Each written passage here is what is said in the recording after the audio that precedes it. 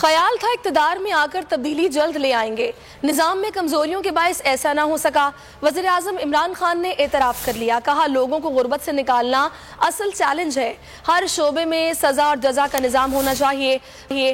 وزیر اعظم نے کہا کہ وزارتوں کی کارکردگی کو مزید بہتر کرنا ہوگا، بہترین کارکردگی والی وزارتوں کو مراد دی جائیں گی۔ وزیر اعظم نے شہزاد ارباب کو ہدایت کی کہ آئندہ ٹاپ وزراء سے متعلق پہلے نہ بتایا جائے، اسناد نہ لینے والے وزراء تقریب میں نظر نہیں آ رہے۔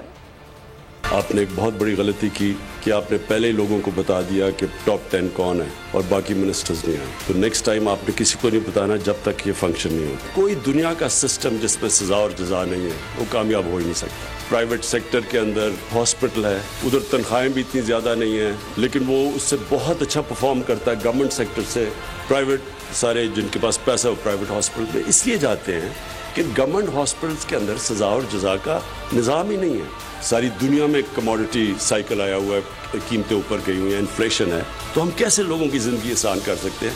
یہاں ہیومن جینیس ادھر آتا ہے کہ کون سوچتا ہے آؤٹ آف دا باکس۔ ایک تو ہے نا ٹریڈیشنل جو آؤٹ آف دا باکس، اس کے زیادہ ویٹیج تھے۔